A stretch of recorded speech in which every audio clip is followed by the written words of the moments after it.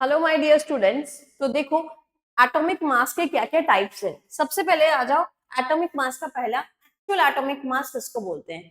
Actual atomic mass is nothing, क्या है, mass number जो भी आपको दिया हुआ रहेगा। सपोज आपके पास सोडियम है, सोडियम का मास नंबर इज 23, तो 23 के साथ आपको मल्टीप्लाई करनी है 1.66 इंटू 10⁻⁻24, और ये जो वैल्यू इनटू करके आएगी, मल्टीप्लाई करके आएगी, वो आपकी ग्राम में आएगी, यानी एक्चुअल एटॉमिक मास आपका ग्राम में होगा। और किस में रहेगी? एग्जांपल हाइड्रोजन का दिया है मैंने, 1 is the mass number of hydrogen multiplied by 1.66 into 10⁻⁻24। Helium है तो हीलियम का मास नंबर है 4 मल्टीप्लाइड बाय दिस वैल्यू। अब ये वैल्यू आई कहां से? ये वैल्यू कुछ नहीं है, जब हम एएमयू का डेफिनेशन पढ़े थे तो एटॉमिक मास यूनिट 1 एएमयू किसके बराबर होता है? That is 1/12 the mass of carbon 12, mass of one atom of carbon 12। तो इसका जो वैल्यू है वही वैल्यू है 1.66 इंटू 10⁻⁻24 ग्राम। अब इसको समझने के लिए भी मैंने और एक शॉर्ट्स बनाया, उसको जाके चेक करो सम बेसिक कॉन्सेप्ट्स में भी, और अगर इसका डिटेल स्टडी करोगे तो और पूरा क्लियर होगा। तो this is about actual atomic mass.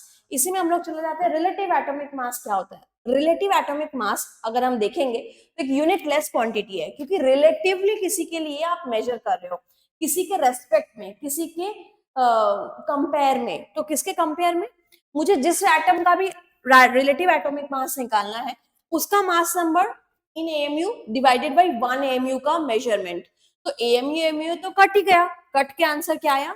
यानी रिलेटिव एटॉमिक मास कुछ नहीं होता है, उसका मास नंबर ही उसका रिलेटिव एटॉमिक मास आपका आंसर रहेगा। जैसे सोडियम का ही एग्जांपल दे रही हूँ। सोडियम अगर एटॉमिक मास है 23, तो रिलेटिव एटॉमिक मास भी उसका 23 ही रहेगा, बिकॉज 23 जो रहेगा सोडियम, उसको एएमयू डिवाइडेड बाय 1 एएमयू की वैल्यू। तो रिलेटिव एटॉमिक मास राम कैसे कैलकुलेट करोगे? मास नंबर ही उसका वैल्यू है। हीलियम का मैंने इधर एग्जांपल दिया है। Similarly last molar atomic mass, यानी atomic mass in terms of moles, यानी mass of one atom, 1 mole of atom. एक एटम का एक मोल में कितना मास है, तो कैसे करोगे?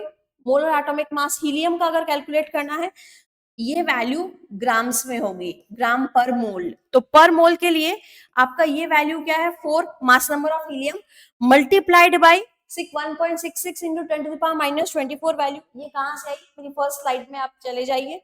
1 एमयू का वैल्यू इंटू 1 मोल, तो एक मोल के लिए। तो अब ये वैल्यू क्या है? 1/Na ही होती है, 1.66। तो Na कट गया, एवोगाड्रो नंबर दोनों, आंसर 4 ग्राम। तो मोलर एटॉमिक मास क्या रहेगा? मास नंबर ही रहेगा बट ग्राम्स में रहेगा। इसको सबको देखो मैंने कंपाइल किया है। एक्चुअल एटॉमिक मास किस में रहेगा? जो मास नंबर रहेगा multiplied by this value in grams. Relative atomic mass का कोई यूनिट नहीं, यूनिट लेस क्वांटिटी, क्योंकि ये किसी कंपैरिजन में मेजर कर रहा है। और लास्ट मोलर एटॉमिक मास ग्राम पर मोल में रहेगा। दिस इज ग्राम पर मोल, दिस इज उसका मास नंबर। Thank you.